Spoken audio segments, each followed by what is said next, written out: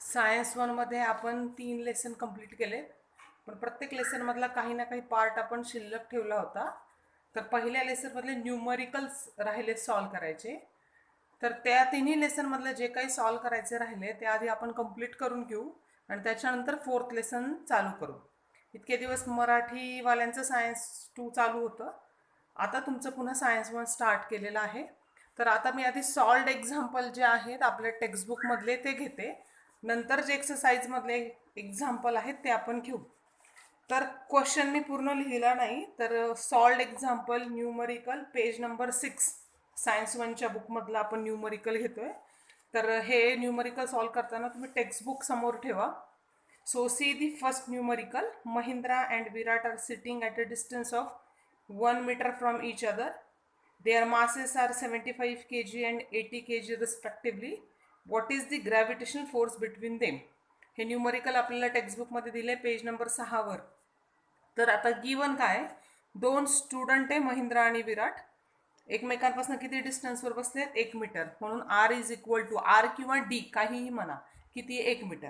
आता महिंद्राचं मास, पहिला स्टुडंट जो आहे महिंद्रा, त्याचं मास किती दिलेलं आहे, M1 म्हटलंय आपण त्याला 75 kg. दुसरा जो आहे विराट, त्याचं मास दिले M2 80 kg. आणि फोर्सचा फॉर्म्युला आपल्याला माहिती आहे, ग्रॅव्हिटेशनल फोर्सचा फॉर्म्युला G(m1m2/r²) आहे.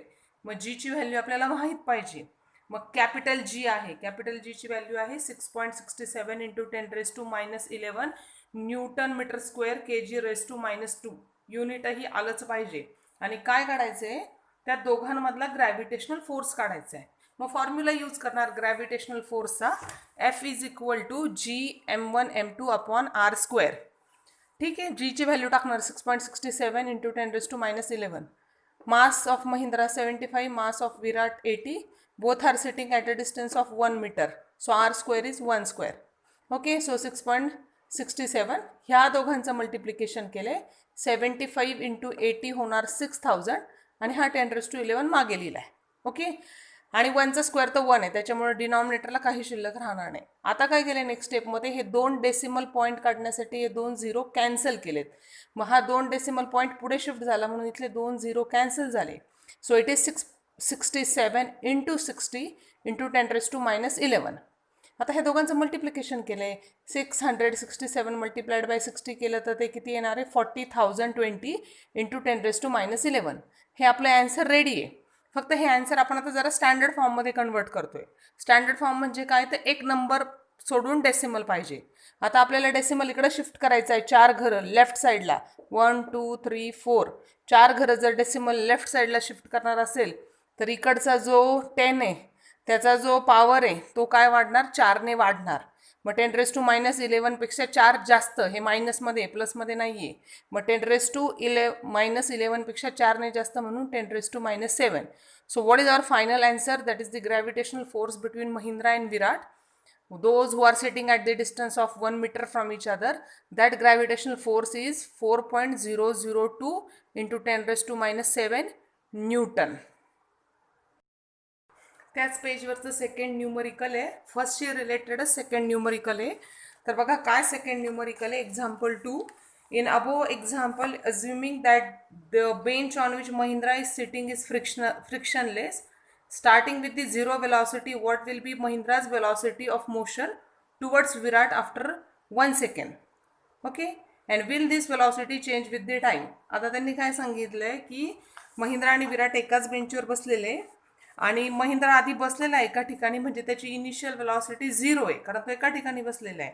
आणि महिंद्रा हळूहळू कोणाकडे सरकतोय, विराटकडे सरकतोय. आणि किती वेळासाठी सरकतोय विराटकडे, तो 1 सेकंदासाठी सरकतोय. तर मग महिंद्राची जी वेलॉसिटी आहे ती काय असेल, कोणत्या वेलॉसिटीने तो विराटकडे सरकेल, म्हणजे फायनल वेलॉसिटी आपल्याला काढायची. तर बघा फर्स्ट एक्झाम्पलमध्ये आपण काढलंय फोर्स ऑफ ग्रॅव्हिटेशन, महिंद्राने विराटवर लावलेलं किंवा विराटने महिंद्रावर लावलेलं कोणताही force of gravitation on Mahindra और on Virat, both is same, that is 4.022 × 10⁻7 newton. आता महिंद्राचं मास, कारण महिंद्रा सरकतोय विराटच्या साईडला म्हणून महिंद्राचं मास 75 kg. किती वेळासाठी सरकतोय, 1 सेकंद. तर आपल्याला काय विचारलं, 1 सेकंदानंतर महिंद्राची वेलॉसिटी काय असेल. So what is the Mahindra's velocity after 1 second and will this velocity change, असे विचारलंय. तर आपल्याला वेलॉसिटी काढण्यासाठी हे इक्वेशन यूज करायचं आहे बघा, v is equal to you plus AT. पण ह्या इक्वेशनमध्ये यू झिरो आहे, टाईमही आहे 1 सेकंड, पण ॲसेलरेशन कुठे? मग आधी ॲसेलरेशन आपल्याला काढावं लागेल. So acceleration is question mark. So we will use the formula F is equal to M A. So A is equal to हा एम इकडे डिवाइड होणार एफ अपॉन एम. मग आता आपण व्हॅल्यू टाकणार. फोर्सची व्हॅल्यू काय? Gravitational force 4.022 into 10⁻⁻7 upon mass किती? 75. आता काय करणार? वरचे आपल्याला काय काढायचे? 3 डेसिमल काढायचे आहेत, म्हणून खाली आपण काय देणार? 3 झिरो देणार.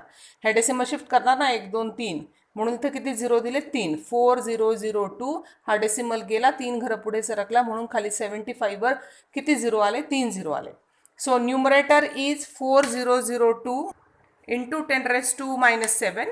हा न्यूमरेटर आहे. डिनॉमिनेटर 75,000 आहे, त्याला कसं लिहिलं? 75 इंटू 1000. मग 1000 म्हणजेच किती असतात? 10⁻3. 75,000 म्हणजे 75 मल्टिप्लाइड बाय 1000. तर 1000ला आपण कसं लिहू शकतो? 1000 न लिहिता 10⁻3. पुढच्या स्टेपमध्ये ह्या 10⁻+3ला फक्त वरती पाठवलंय. 4002 upon 75. This 10⁻⁻7 as it is. And this 10⁻3 when it is coming to the numerator it become 10⁻3.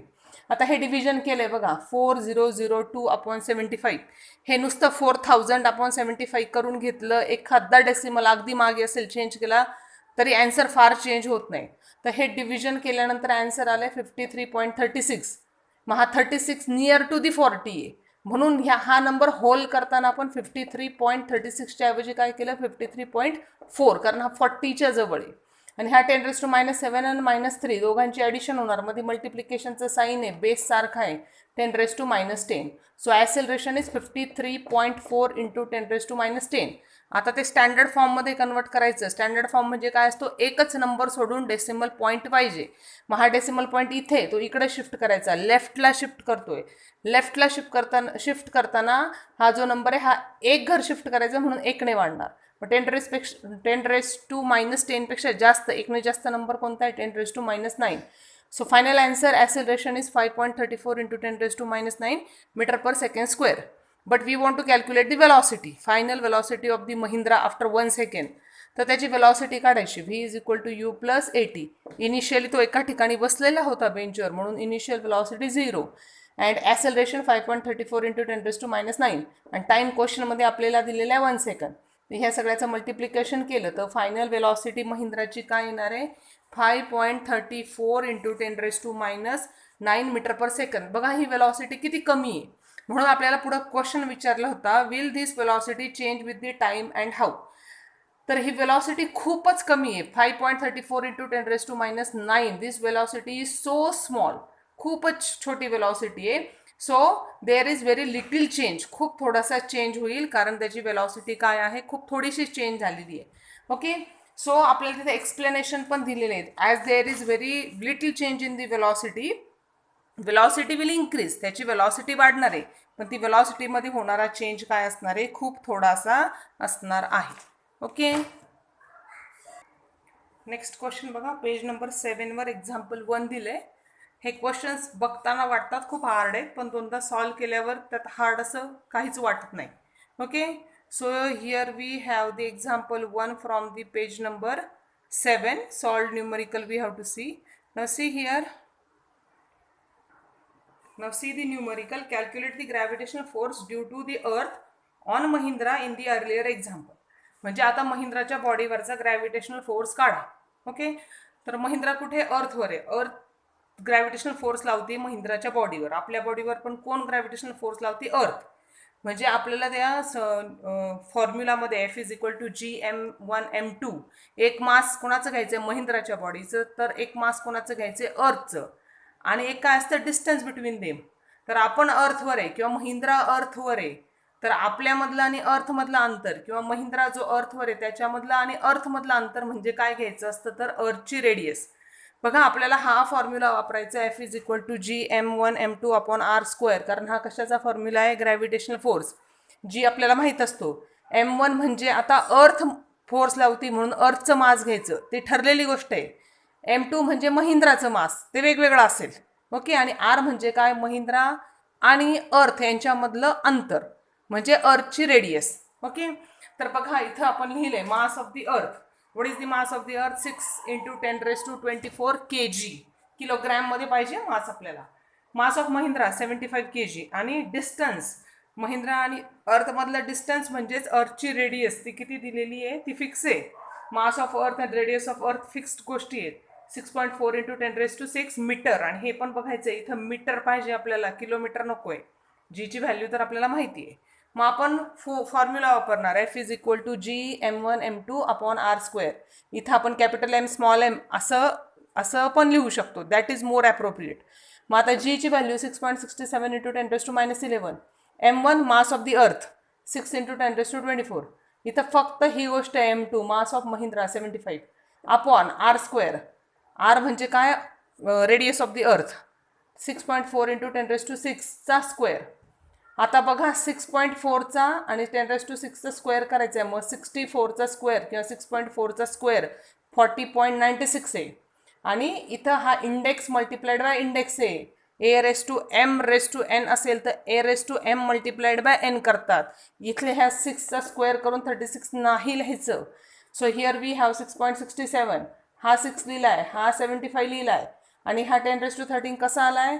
हा 10⁻−11 आणि 10⁻24. 24 मधनं 11 गेले, हे आले 10⁻13. 6.4चा स्क्वेअर 40.96. 10⁻6 × 2 10⁻12. ओके. नाव हे एक जो रेशो आहे हा खूप ठिकाणी लागतोय आपल्याला. मागे पण आय थिंक सांगितलंय. तर हा रेशो एक लक्षात ठेवा किंवा कॅल्क्युलेट करून ठेवा. तर हा रेशो खूप ठिकाणी लागतो. 6.67/40.96 दॅट इज 0.1628. ओके. परत कॅल्क्युलेट करण्यापेक्षा एकदा लक्षात ठेवा. ह्या दोघांचं मल्टिप्लिकेशन केलं 6 × 75 450. हा 10⁻13 आहे. हा 10⁻12 वरती जाताना 10⁻−12 होणार. ओके. म्हणजे 13 - 12 1 होणार आहे. मग 0.1628 ह्या 450ला स्प्लिट केलं, फोडलं. 450ला काय लिहिलं? 45 × 10. ओके. आणि हा 10⁻13 आणि 10⁻−12 झाला 10. ओके. सो आता ह्या दोघांचं मल्टिप्लिकेशन केलं आणि हा 100 होईल. 10 × 10. 0.1628 × 45 जर मल्टिप्लिकेशन केलं तर 7.3260. अजूनही पुढे 1-2 डेसिमल येतात. × 100. 100ने मल्टिप्लाय करायचं म्हणजे डेसिमल पुढे शिफ्ट होतील. So F = 732.60. मग आपल्याला होल नंबर करायचा असेल, हा जर फायनली होलमध्ये आन्सर हवा असेल तर F = what? 733 and unit of the gravitation force is Newton. हेच न्यूमरिकल तुम्ही अजून एका वेनी कसं सॉल्व्ह करू शकतात. इथं फक्त महिंद्राचं मास 75 kg. याच्याऐवजी तुम्ही तुमचं मास टाका. महिंद्राचं मास 75 जे तुम्ही तुमचं मास टाका. 40 टाका, 50 टाका, जे काही असेल ते. आणि तुमच्या बॉडीवरचा ग्रॅव्हिटेशनल फोर्स काढा. म्हणजे इथे चेंज होणारी क्वांटिटी एकच आहे, mass of Mahindra. Instead of that there would be the mass of the student from the 10th standard. म्हणजे तुमचं जे काही मास असेल ते तुम्ही टाका आणि हेच न्यूमरिकल पुन्हा सॉल्व्ह करा. मग इथं एकच क्वांटिटी चेंज होणार आहे. जिथं 75 आहे तिथं काय येणार आहे? तुमचं मास येणार आहे. Now see next numerical from page number 7. Example 2. See the question. Question नीट तुम्हाला वाचावं लागेल टेक्स्टबुक मध्ये. Starting from the rest म्हणजे initial velocity 0. What will be Mahindra's velocity after 1 second? Time दिलाय 1 second. If he is falling down due to the gravitational force of the earth. म्हणजे महिंद्रा बेंचवर suppose बसलेला आहे आणि तो खाली पडतोय. खाली का पडतोय? तर खाली पडताना त्याच्यावर कोण फोर्स लावेल? ग्रॅव्हिटेशनल फोर्स कोण लावेल? अर्थ लावेल. आधीच्या एका एक्झाम्पल मध्ये बघा, महिंद्रा विराटकडे सरकत होता आणि आपल्याला वेलॉसिटी काढायची होती 1 सेकंदानंतर. आता महिंद्रा खाली पडतोय म्हणजे त्याच्यावर अर्थ ग्रॅव्हिटेशनल फोर्स लावतोय. तर 1 सेकंदानंतर जेव्हा तो खाली पडत असेल तेव्हा त्याची वेलॉसिटी काय असेल? Final velocity. ठीक आहे. Now see here what is given starting from the rest. म्हणजे इनिशियल वेलॉसिटी आपण काय घेणार? 0. महिंद्राचं मास तर आपल्याला क्वेश्चनमध्ये दिलेलं आहे 75 kg. F काय आहे? Gravitational force. कोण लावतंय? अर्थ लावतंय महिंद्राच्या बॉडीवर. एका ठिकाणी आपण ग्रॅव्हिटेशनल फोर्स लावलाय, काढलाय. तो महिंद्रा आणि विराट मधला आहे पहिल्या न्यूमरिकल मध्ये. हा कुठला फोर्स आहे? That the force applied by the earth on the Mahindra's body. And time is 1 second and we have to calculate the final velocity. As we want to calculate the final velocity, we need acceleration. So first we will calculate the acceleration by the formula F is equal to ma. So A is equal to F upon m. So A is equal to value of F is 733, m is 75. If we divide this, we will get the acceleration is 9.77 meter per second square. Unit ही तितकंच महत्त्वाचं आहे. Now we will put this value in this equation 1. Of the motion 9th स्टँडर्डमध्ये study केलं आपण equations of motion. This is first equation of motion. V is equal to you plus a t. U तर 0 आहे, एची value 9.77 into T काय 1. So this multiplication become velocity of the Mahindra after 1 second when is falling down due to the earth's gravitational force is 9.77 metre per second. आता बघ पुढे बघा numerical आपण जे घेतोय पेज नंबर 12 वरचे. आता ह्या पेज नंबर 12 वरचे जे न्यूमरिकल आहे हे आहेत related to the freely falling object. When the object is under the gravitational force of the earth only, no other force is acting on that object, then that object is called as the freely falling object. म्हणजे एखादा object वरतून खाली पडतोय, त्याच्यावर फक्त gravitational force आहे, दुसरा कुठलाच फोर्स काम करत नाहीये, तर त्या ऑब्जेक्टला आपण फ्रीली फॉलिंग ऑब्जेक्ट असं म्हणतोय. मग त्या दोन गोष्टी लक्षात घ्यायची, जीची व्हॅल्यू ग्रॅव्हिटेशनल ॲसेलरेशन आणि त्याचं साईन. जी जनरली आपल्याला 10 दिला जातो किंवा कधी 9.8 दिला जातो, कधी दिलाही जात नाही, मग आपण तो 9.8 घेतो. फक्त जी जर ऑब्जेक्ट वर चालला असेल तर जीची व्हॅल्यू आपल्याला मायनसमध्ये घ्यायची, आणि जर ऑब्जेक्ट खाली येत असेल अर्थकडे तर जीची व्हॅल्यू आपल्याला प्लसमध्ये घ्यायची. ओके. आता आपल्याला क्वेश्चन बघा काय दिला आहे. An iron ball of mass 3 kg is release from the height of 125 metre and falls freely to the ground assuming that the value of g is 10 metre per second square. क्वेश्चनमध्ये दिले काय, एक आयर्नचा ball आहे तो वरतून खाली पडतोय. मग मास ऑफ बॉल गिवन आहे क्वेश्चनमध्ये किती आहे, 3 kg. तो किती उंचीवरून खाली पडतोय, हाईट किती, हाईट व्हर्टिकल असेल तर हाईट, हॉरिझॉन्टल असेल तर त्यालाच आपण डिस्प्लेसमेंट म्हणजे एस म्हणतो. म्हणजे जे इक्वेशन्स ऑफ मोशन आहेत, हे जे इक्वेशन ऑफ मोशन आहे एस, आडवा असेल हॉरिझॉन्टल त्याला एस म्हणतो, तेच व्हर्टिकल केलं तर त्याला हाईट म्हणतो. मग height H is equal to 125 metre. इतक्या उंचीवरून तो बॉल आपण 3 kg वजनाचा बॉल खाली टाकणार आहे. ग्रॅव्हिटेशनल ॲसेलरेशन काय आहे आपलं, 10 मीटर पर सेकंड स्क्वेअर, कारण ऑब्जेक्ट खाली येतोय म्हणून plus sign. So what we are asked to calculate, what is the time required by the ball to come down. त्या बॉलला खाली यायला किती वेळ लागेल. व्हॉट इज द वेलॉसिटी, खाली येताना फायनली त्याची वेलॉसिटी काय असेल. हे दोन क्वेश्चन आहे. आणि पुढं काय आहे, height of the ball at the half time. म्हणजे बॉल आत्ता 125 मीटरवर आहे, पण तो काहीतरी अंतराने काहीतरी त्याला वेळ लागणार आहे जमिनीवर येण्यासाठी. But what is the height if the ball is taken half time. तर आधी आपण बघू की आपल्याला टाइम किती लागतोय बॉलला खाली येण्यासाठी, नंतर हाफ टाईमवर त्याची हाईट किती ते कॅल्क्युलेट करू. आधी सिम्पली आपल्याला काय काढायचं आहे की बॉलला खाली येण्यासाठी किती टाइम लागेल, time required by the iron ball to come down on the earth surface. So will use the second equation of motion, S is equal to u t plus half AT square. आता एच्या ऐवजी फक्त काय लिहिलं आहे, जी, कारण हे नुसतं ॲक्सेलरेशन आहे, हे काय ग्रॅव्हिटेशनल ॲसेलरेशन, कारण बॉल कोणामुळे खाली पडतोय, अर्थच्या ग्रॅव्हिटेशनल फोर्समुळं. यू तर आपला 0 आहे, मग यू टी हा पूर्ण 0 होतो, म्हणून यू आणि टीच्या परत व्हॅल्यू टाकायच्या नाही. You is 0, so u t is 0, so this is 0. So S is 125, उंची हाईट किती दिलेली आहे 125, यू टी इज 0, हाफ, जीची व्हॅल्यू 10 आणि टी स्क्वेअर. 2ने डिवाइड केलं, 2 1 जा 2 5 जा, 125 is equal to 5 T square. हा 5 इकडे डिवाइड होणार, टी स्क्वेअर काय येणार 125/5. टी स्क्वेअरची व्हॅल्यू काय आली 25, टी स्क्वेअरची व्हॅल्यू 25 आहे. मग स्क्वेअर रूट घेतलं तर टी किती झालं आहे 5 second. So what is the time taken by the ball to come on the ground, that time is 5 second. आता आपल्याला पुढे विचारले what is the velocity of that ball, तो जमिनीवर पडताना त्याची वेलॉसिटी काय असेल. So here we will use the third equation of motion, v is equal to you plus AT किंवा GT. सो यू इज 0, कारण बॉल आधी वरती टॉपला थांबलेला होता, ball is initially at the rest, so u is 0, acceleration is 10 आणि त्यालाही plus sign. Why, because ball is coming down and time is given 5 second. So this 0, 10 multiplied by 5 is 50. So velocity of the object when it is coming on the ground, that is 50 meter per second. Okay. Now third question is height of the ball at the half time. म्हणजे तो वरतून पडताना त्याला जमिनीवर पडायला 5 second लागतात, पण त्याचं जेव्हा अर्धा वेळ त्यांनी कव्हर केलेला असेल, म्हणजे पूर्ण वेळ 5 सेकंद आहे, तर अर्धा वेळ म्हणजे हाफ टाईमवर जेव्हा तो येईल तेव्हा तो जमिनीपासून किती हाईटवर असेल. What is the height of the ball Wien it is at the half time, ते आपल्याला काढायचं आहे. मग आधी आपण हाफ टाईम काढू. So what is the half time, total time is 5 second. So half time is 5 divided by 2. So half time is 2.5 second. मग तो ऑब्जेक्ट वरतून पडल्यानंतर 2.5 सेकंदांना तो किती हाईटवर असेल. So again we will use the second equation of motion, S is equal to u t plus half AT square. U is 0, so u t is 0, this is half, A is 10, इथंही plus sine घ्यायचं, ए म्हणजे जीचं, into T square म्हणजे 2.5चं square. So हा 2नी हा 0च आहे, हा 2नी हा 10 कट करणार, हे झाले आपले 5 आणि 2.5चा स्क्वेअर होणार 6.25. 25चा स्क्वेअर 6.25. इथं एक डेसिमल आहे म्हणून स्क्वेअरमध्ये 2 डेसिमल येणार. So S is equal to 5. हा एस आहे, हा 5 आहे. ही एस म्हणजे आपल्याला व्हर्टिकल हाईट काढायची आहे. हा 5 नंबर आहे. S is equal to 5 multiplied by 6.25. So final answer is S is equal to 31.25 metre. S म्हणजे हॉरिझॉन्टल म्हणून एस, व्हर्टिकल असेल तर त्याला हाईट लिहायला पाहिजे. So H height of the object when it is at the half time, so that is the height. It is nothing but 31.25 metre. Total वरतून पडताना 5 सेकंदात पडताना तो किती हाईट कव्हर करतो? 125 मीटर. पण जेव्हा तो हाफ टाईमवर असेल तर तो जमिनीपासून किती हाईटवर असणार आहे? 31.25 metre. Now see next numerical from page number 12, that is second numerical.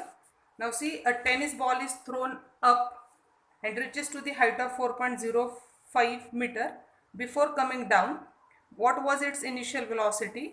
How much total time will it take to come down? And g is given 10 meter per second square. Question नीट समजून घ्यायचं आहे बघा. Tennis ball आपण वरती टाकलाय. एखादी गोष्ट जेव्हा आपण वरती टाकतो तेव्हा त्याची फायनल वेलॉसिटी 0 होते. वरती टाकलेला बॉल त्याची वेलॉसिटी हळूहळू कमी होणार आहे. At one point velocity will become 0. So when object is throne up it's final velocity is taken at 0. Wien object is drop down, जर वरतून खाली टाकला असेल तर इनिशियल वेलॉसिटी 0 घेतात. So when the tennis ball is throne up it's final velocity is 0. आणि तो वरती किती हाईटपर्यंत जातोय वरती, that the height is given. Distance म्हणजे हाईट किती दिली आपल्याला क्वेश्चनमध्ये दिली आहे, 4.05 मीटर. अँड ग्रॅव्हिटेशनल ॲसेलरेशन, वरती गेलेला बॉल परत खाली येणार आहे किंवा वरती जरी जातोय तरी त्याच्यावर अर्थचं ग्रॅव्हिटेशनल ॲसेलरेशन काम करते. So gravitational acceleration g is, its value is 10, but as the object is going up we will take the minus sign. So gravitational acceleration acting on the ball is minus 10 meter per second square. So what we are asked to calculate, total time to come down. म्हणजे total time काढायचा आहे. म्हणजे आधी त्याला वर जायला किती वेळ लागेल आणि नंतर एका पॉईंटला त्याची वेलॉसिटी 0 होईल, मग तो खाली पडेल. So what is the time required to go up and time required to come down. आणि हे नेहमी लक्षात ठेवायचं आहे, time required to go up and time required to come down is always same. जर त्याच्यावर ग्रॅव्हिटेशनल फोर्स ॲक्ट करतोय ऑब्जेक्टवर, so the time required to go up is the same time to required to come down. म्हणजे आपण एखादा object वर फेकला, त्याला वरती जायला जर 2 सेकंद लागत असतील तर खाली यायला पण त्याला किती सेकंद लागतात? 2 सेकंद लागतात. So first we will calculate the, आपल्याला काय काढायचं आहे? टोटल टाइम काढायचं आहे. मग टोटल टाइम काढण्यासाठी आधी आपल्याला इनिशियल वेलॉसिटी काढावी लागेल. So we will use the third equation of motion, V square is equal to U square plus 2GS. Final velocity काय आहे? 0 आहे. इनिशियल वेलॉसिटी माहीत नाही, ती काढायची. यू स्क्वेअर प्लस 2 जी ची value, gravitational acceleration is -10. Why? Because object is going up. Into s म्हणजे displacement म्हणजेच हाईट 4.05. सो 0 यू स्क्वेअर, हा 2 आणि -10चं साईन इथं मायनसमध्ये घेऊन टाकलं. 2 × 10 is 20 into 4.05. So 0 is equal to u square. Multiplication of these two become -81. This -81 become +81 as it shifted. So u square is equal to 81. So u is equal to 81चं square root घेतलं तर 9 metre per second. ही झाली initial velocity. आपल्याला विचारलं त्याला time किती लागतोय. So we will use the third equation of motion. तुमच्या बुकमध्ये हे टाइम काढण्यासाठी हे इक्वेशन यूज करून सॉल्व केलेलं आहे टेक्स्टबुकमध्ये. So you can use this equation to solve this. Value put करा, तिथे सगळं सॉल्व केलेलं आहे. But as it is easy, so I have taken this equation. You can take any equation. जर ह्या इक्वेशन आणि ह्या इक्वेशनने व्हॅल्यू सॉल्व होत असेल तर you can take any one. It is not necessary that you have to take from the book only. Okay, so v is equal to you plus 80. So v ची value काय? 0. Final velocity 0. You काय आपलं आलेलं आहे? 9. ए काय आहे? -10. And time that we have to calculate. So 0 is equal to 9. This minus sign taken here. 0 is equal to 9 minus 10t. So this 10t become plus. So 9 is equal to 10t. हा minus 10t इकडे जाताना plus 10t झाला. आता हा 10 आणि t multiplied आहे. हा 10 इथं मल्टिप्लाइड आहे, खाली येताना डिवाइड होईल. So time is 9 divide by 10. ह्या इक्वेशनने सॉल्व केलं तरी टाइम तुमचा काय येणार आहे? 0.9 second. 9 divide by 10 means 0.9 second. But this is not the total time. This is the time required for the tennis ball to go up. 0.9 second, means same time is required to come down. So total time is double of these two, 0.9 multiplied by 2. So total time taken by the tennis ball to come down is 1.8 second. If you calculate it by using second equation, you will get the same answer according to the book. Okay. आणि लेसनच्या अगदी शेवटी आपल्याला ना दोन escape velocity दिलेल्या आहेत, escape velocity from the अर्थ आणि escape velocity from the moon. So it is quite tricky question, म्हणजे तो जर आपल्याला सॉल्व करायचा असेल तर आपल्याला तिथे कॅल्क्युलेटर वगैरे लागेल. तर एस्केप वेलॉसिटी ऑन दी अर्थ and escape velocity on the moon ह्या गोष्टी ठरलेल्या आहेत, त्या काही बदलत नाही. अर्थवरून एखादा ऑब्जेक्ट बाहेर जायचं असेल ग्रॅव्हिटेशनल फोर्सच्या बाहेर, so what is this escape velocity, that is fixed.